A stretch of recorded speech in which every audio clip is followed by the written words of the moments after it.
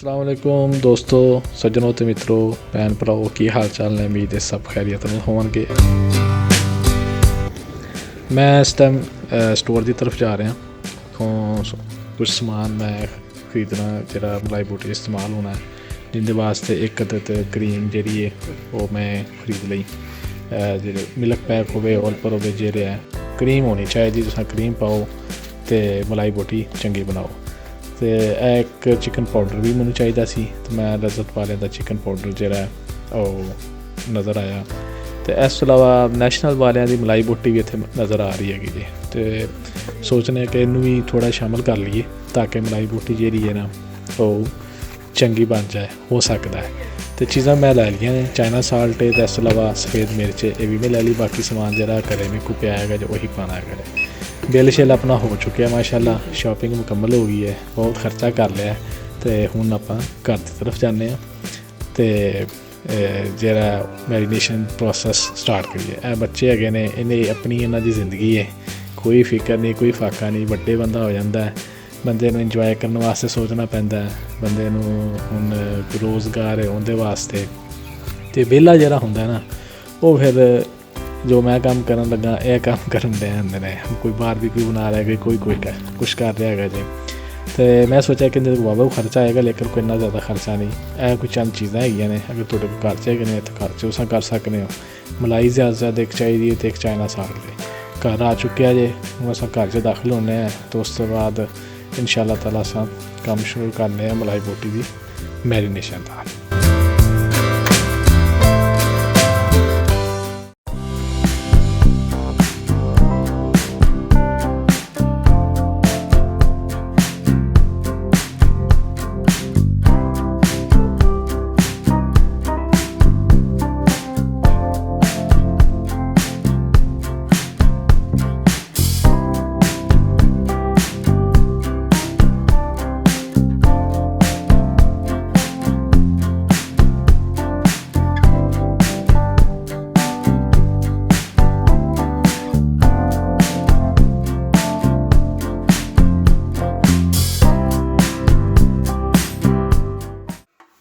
बिस्मिल्लाहिर्रहमानिर्रहीम। चिकन आ चुके हैं। चिकन मैं थाई का पीस जरा वो किया है, कहते कुछ चेस्ट का पीस है, लेकिन वो मैं इस्तेमाल नहीं करना है जे। तो असा जरा वो सिर्फ थाई का पीस ही इस्तेमाल करना। वो एक तो सीख तो अच्छी तरीके लगती है, दूसरी जरा ना उनकी जरा जायका अपना आता है। तो मैं इनके जो पीसिस है ने उन्होंने कट लिया है जे मुनासिब, ताकि जरा सीख के उत्ते ना ज़्यादा लटकन नहीं, क्योंकि मेरे को जी अंगीठी है वो जी है ना छोटी, कोई ज़्यादा वड्डी नहीं, कोई प्रोफैशनल अंगीठी नहीं हैगी। बाज़ारों नज़र आई खरीद ली, तो सोचा कि हुण बारबेक्यू ट्राई करो। तो इहदे वास्ते सानू काली मिर्च चाहिए हैगी जे। काली मिर्च घरे मेरे को हैगी, मैं उन्होंने ही कि जरा ना पीस लिया जे ग्राइंडर की मदद नाल। इस तो अलावा सानू धनिया पाउडर चाहिए होएगा। काली मिर्च का पाउडर बन चुके हैं, इन्हूं एक अलग जगह पर मैं बर्तन च रख लिया। धनिया पाउडर है, इनू भी अस ग्राइंड कर लाँगे।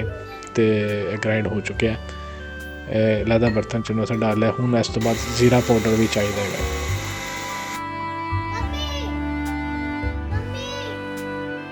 इलायची का जरा है ना पाउडर जरूर पाना जे, क्योंकि ये खुशबू बहुत अच्छी लियाती है। चाइना साल्ट है। मैं काम थोड़ा देसी रखे, मेरे को दोरी वट्ठा ना पिया है जे। पता नहीं हर कोई अपनी अपनी जबान च की कहता है जे। तो तुसां जरूर कमेंट च दस्सिया जे कि तुहानूं की बोल रहा है। कोई दोरी वट्टा बोलता है, कोई कुंडी बोलता है, कुछ बोलता है जी। मिर्च असा पी ली हैगी जी। इनू अंदर जरा पेस्ट वो एक अलग जगह पर रख लिया, अलग बर्तन में रख लिया।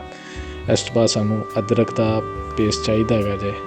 अदरक नूं अच्छी तरीके नाल पेस्ट कर लेना। तुहाडे कोल ग्राइंडर है, ग्राइंडर च कर लो, नहीं खपना चाह रहे ना तो ना खपो।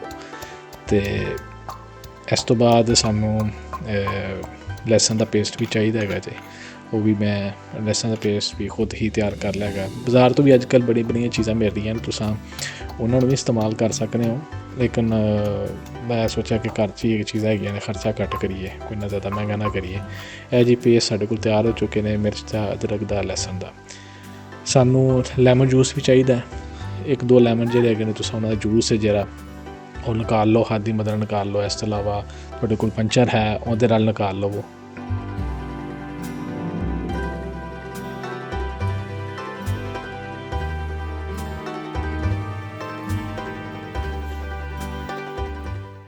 ਹੁਣ ਅਸਾਂ ਮੈਰੀਨੇਸ਼ਨ ਸਟਾਰਟ ਕਰਨ ਲੱਗੇ ਹੈਗੇ ਹਾਂ ਜੀ। ਇਹਦੇ 'ਚ ਅਸਾਂ ਕਰੀਮ ਪਾ ਲਈ ਹੈਗੀ ਜੇ। ਕਰੀਮ ਪਾਈਏ, ਇਸ ਤੋਂ ਬਾਅਦ ਅਸਾਂ ਮਿਰਚ, ਸਬਜ਼ ਮਿਰਚ ਜਿਹੜੀ ਕੁੱਟੀ ਹੈ ਉਹ ਹੈ, ਅਦਰਕ ਲਸਣ ਦਾ ਪੇਸਟ ਜਿਹੜਾ ਹੈਗਾ ਉਹ ਸ਼ਾਮਿਲ ਕਰ ਲਿਆ ਹੈਗਾ ਜੇ। ਕਾਲੀ ਮਿਰਚ ਜਿਹੜੀ ਹੈਗੀ ਇਸ ਤੋਂ ਬਾਅਦ ਅਸਾਂ ਐਡ ਕਰਾਂਗੇ। ਕਾਲੀ ਮਿਰਚ ਨਹੀਂ ਬਲਕਿ ਚਿਕਨ ਪਾਊਡਰ ਅਸਾਂ 1 ਚਮਚ ਐਡ ਕਰ ਲਿਆ ਜੇ। ਕਾਲੀ ਮਿਰਚ 1 ਚਮਚ ਹੈ। ਮੇਰੇ ਕੋਲ ਜਿਹੜਾ ਚਿਕਨ ਹੈ ਉਹ 1 kg ਦਾ ਹੈ। ਇਹ ਜ਼ੀਰਾ ਪਾਊਡਰ ਆ ਗਿਆ ਜੇ।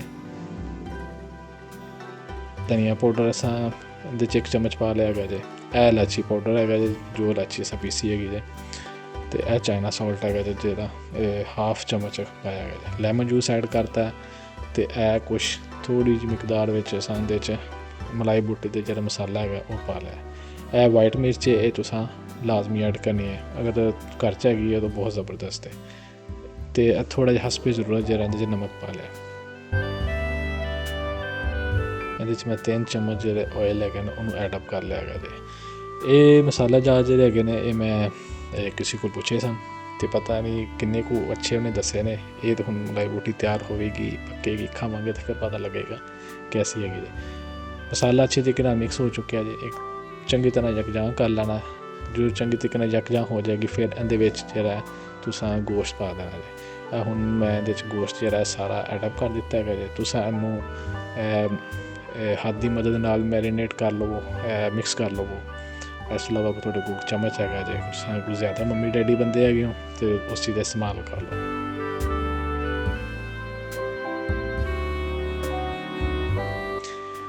ਰੈਪ ਅਪ ਕਰ ਲਿਆ ਹੈਗਾ ਜੇ। ਕੋਈ ਚੀਜ਼ ਉੱਤੇ ਰੱਖ ਲਓ, ਪੋਣਾ ਰੱਖ ਲਓ, ਕੋਈ ਚੀਜ਼ ਹੈ ਉਸ ਤਰ੍ਹਾਂ ਰੱਖ ਕੇ ਇਹਨੂੰ ਕੁਛ ਦੇਰ ਵਾਸਤੇ ਫਰਿੱਜ 'ਚ ਰੱਖ ਲਓ। ਕਮ ਅਜ਼ ਕਮ 4 ਘੰਟੇ ਰੱਖੋ ਅਤੇ ਉਸ ਤੋਂ ਬਾਅਦ ਇਹਦਾ ਟੇਸਟ ਇਨਸ਼ਾਅੱਲਾ ਤਾਲਾ ਅੱਛਾ ਆਏਗਾ। ਗਿੱਠੀ ਮਾਸ਼ਾਅੱਲਾ ਤਿਆਰ ਹੈਗੀ ਜੇ। ਹੁਣ ਅਸਾਂ ਜਿਹੜੇ ਕੋਇਲੇ ਹੈਗੇ ਨੇ ਉਹਨਾਂ ਨੂੰ ਚੰਗੀ ਤਰੀਕੇ ਨਾਲ ਪਕਾਉਣਾ ਹੈਗਾ ਜੇ। ਕੋਇਲੇ ਮੇਰੇ ਕੋਲ ਮਾਸ਼ਾਅੱਲਾ ਬੜੇ ਵੱਡੇ ਆ ਗਏ ਨੇ। ਇਹਨਾਂ ਨੂੰ ਤੋੜਨਾ ਪੈਣਾ ਜੇ, ਇੰਝ ਕੰਮ ਨਹੀਂ ਬਣਨਾ ਜੇ। ਇਹ ਹੁਣ ਇੱਥੇ ਇਹਨਾਂ ਨੂੰ ਬੋਰੇ 'ਚ ਪਾ ਕੇ ਚੰਗੀ ਤਰੀਕੇ ਨਾਲ ਕੁੱਟਣ ਡਿਆ ਤਾਂ ਕਿ ਇਹਨਾਂ ਦੇ ਛੋਟੇ ਪੀਸ ਜਿਹੜੇ ਨੇ ਉਹ ਬਣ ਜਾਵਣ ਅਤੇ ਅੱਗ ਲਾਉਣ 'ਚ ਆਸਾਨੀ ਹੋਵੇ। ਇਹ ਪੀਸ ਜਿਹੜੇ ਨੇ ਮੈਂ ਬਣਾ ਲੈਣੇ। ਅੰਗੀਠੀ ਦਾ ਸਾਈਜ਼ ਜਿਹੜਾ ਛੋਟਾ ਹੈਗਾ ਜੇ, ਜਿਹਦੀ ਵਜ੍ਹਾ ਤੋਂ ਨਾ ਇਹ ਜ਼ਿਆਦਾ ਵੱਡੇ ਪੀਸ ਜਿਹੜੇ ਨੇ ਉਹ ਸਭ ਬਣਾ ਨਹੀਂ ਸਕਦੇ ਹੈਗੇ। ਅਤੇ ਇਹ ਜਿਹੜੇ ਪੀਸ ਹੈਗੇ ਨੇ ਇਹ ਛੋਟੇ ਕਰ ਲਏ। ਉਹਦੇ ਉੱਤੇ ਮਿੱਟੀ ਦਾ ਤੇਲ ਪਾਇਆ ਤਾਂ ਕਿ ਜਿਹੜੀ ਅੱਗ ਹੈ ਨਾ ਉਹ ਭੜਕ ਕੇ ਲੱਗੇ। ਤੀਲੀ ਲਾਈਏ ਪਰ ਅੱਗ ਨਹੀਂ ਭੜਕੀ, ਲੇਕਿਨ ਹੌਲੀ ਲੱਗ ਜਾਵੇਗੀ ਕਿਉਂਕਿ ਤੀਲੀ ਲੱਗ ਚੁੱਕੀ ਜੇ। ਮਾਸ਼ਾਅੱਲਾ ਅੱਗ ਦਾ ਨਜ਼ਾਰਾ ਬੜਾ ਜ਼ਬਰਦਸਤ ਹੈਗਾ ਜੇ। ਅਤੇ ਕੋਇਲੇ ਹੁਣ ਪਕਣਾ ਸ਼ੁਰੂ ਹੋ, ਲੇਕਿਨ ਅੱਗ ਫਿਰ ਵੀ ਬੁਝ ਗਈ ਹੈਗੀ ਜੇ। ਤੇਲ ਥੋੜ੍ਹਾ ਹੋ ਛਿੜਕਿਆ, ਤੀਲੀ ਦੁਬਾਰਾ ਲਾਈ ਜੇ, ਅੱਗ ਮਾਸ਼ਾਅੱਲਾ ਫਿਰ ਲੱਗ ਗਈ ਹੈਗੀ ਜੇ। ਹੁਣ ਕੋਇਲੇ ਚਾਲੂ ਹੋ ਚੁੱਕੇ ਨੇ। ਅਤੇ ਇਸ ਤੋਂ ਬਾਅਦ ਜਿਹੜਾ ਨਾ ਹੁਣ ਅਸਾਂ ਜਿਹੜੀਆਂ ਸੀਖਾਂ ਦੇ ਉੱਤੇ ਜਿਹੜੀਆਂ ਨਾ ਮਲਾਈ ਬੂਟੀ ਜਿਹੜੀ ਉਹਨੂੰ ਪਰੋਨੇ ਹੈਗੇ ਆ। ਮਾਸ਼ਾਅੱਲਾ ਮੈਰੀਨੇਸ਼ਨ ਬਹੁਤ ਵਧੀਆ ਬਲਕਿ ਤਿਆਰ ਹੋਈ ਹੈ। ਅਤੇ ਇਹਨੂੰ ਹੁਣ ਮੈਂ ਸੀਖਾਂ 'ਤੇ ਇੱਕ ਕਰਕੇ ਚੜ੍ਹਾ ਦੇਵਾਂਗਾ। ਮੈਂ ਇਹਦੇ 'ਤੇ 3 ਬੋਟੀਆਂ ਲਾਵਾਂਗਾ ਕਿਉਂਕਿ ਮੇਰੇ ਕੋਲ ਅੰਗੀਠੀ ਦਾ ਸਾਈਜ਼ ਬਹੁਤ ਛੋਟਾ ਜੇ।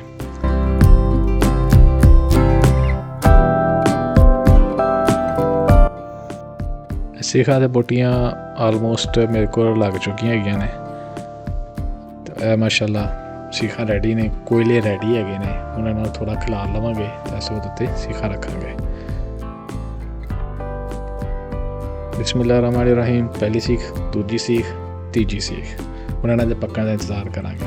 ਮੀਡੀਅਮ ਪੱਕ ਚੁੱਕੀਆਂ ਨੇ ਅਤੇ ਮਾਸ਼ਾਅੱਲਾ ਇਹਨਾਂ ਦੀ ਜਿਹੜੀ ਨਾ ਸ਼ਕਲ ਸੂਰਤ ਚੰਗੀ ਨਜ਼ਰ ਆ ਰਹੀ। ਮਲਾਈ ਬੋਟੀ ਤਕਰੀਬਨ ਬਣ ਕੇ ਤਿਆਰ ਹੋ ਚੁੱਕੀ ਹੈ ਅਤੇ ਇਹਨੂੰ ਹੁਣ ਖਾਵਾਂਗੇ, ਪਤਾ ਲੱਗੇਗਾ। ਉਮੀਦ ਹੈ ਕਿ ਚੰਗੀ ਹੀ ਬਣੀ ਹੋਵੇਗੀ। ਕਮੈਂਟ 'ਚ ਜ਼ਰੂਰ ਆਪਣੀ ਰਾਏ ਸ਼ੇਅਰ ਕਰਾਂ ਜੀ। ਅੱਲਾ ਹਾਫਿਜ਼।